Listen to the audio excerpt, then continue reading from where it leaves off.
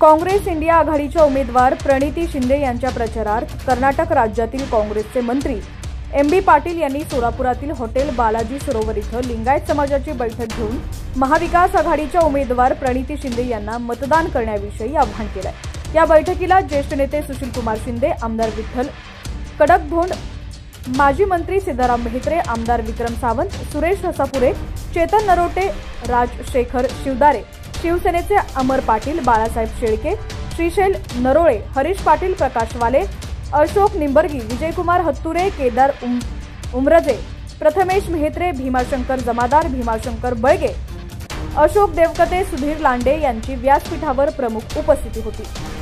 AB. Patil म्हणाले, मोदींनी स्वप्न दाखवलेले अच्छे दिन कुठे आहेत? महागाई वाढली, गॅस टाकी महागली, पेट्रोल डिझेल महागले, हे तर बरेच दिन म्हणायचे। मनमोहन सिंग हे पंतप्रधान असताना आर्थिक स्थैर्य होतं, राजीव गांधी असताना अनेक धोरणं राबवली। हा मोदी देशावर कर्जाचा डोंगर ठेवून देश लुटत आहे, जातीपातींचं राजकारण सुरू आहे, धर्माच्या नावाखाली भावनिक करतो। आता जनता त्यांना कंटाळी असून यंदा सोलापुरात परिवर्तन झालं पाहिजे, त्यासाठी आमदार प्रणिती शिंदे यांनाच विजयी करा असं आवाहन त्यांनी केलंय। प्रणिती शिंदे यांच्या प्रचारार्थ ते स्वतः सोलापुरात येऊन लिंगायत समाजाची बैठक घेतील, त्यांचं कायम सहकार्य असतं। समाजाला मतदान करण्याचं आवाहन केल्याबद्दल सुशीलकुमार शिंदे व सिद्धाराम मेहत्रे यांनी मंत्री एम.बी. पाटील यांचे आभार व्यक्त केले।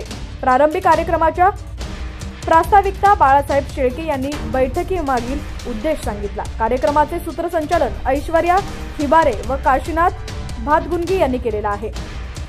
लोकसभा 2024 तसंच राजकीय घडामोडी पाहण्यासाठी HPN मराठी न्यूज चॅनलला सबस्क्राइब करा आणि बेल आयकॉनवर क्लिक करून नोटिफिकेशन्स मिळवा, जेणेकरून आमचे अपडेट्स लवकरात लवकर तुमच्यापर्यंत पोहोचतील।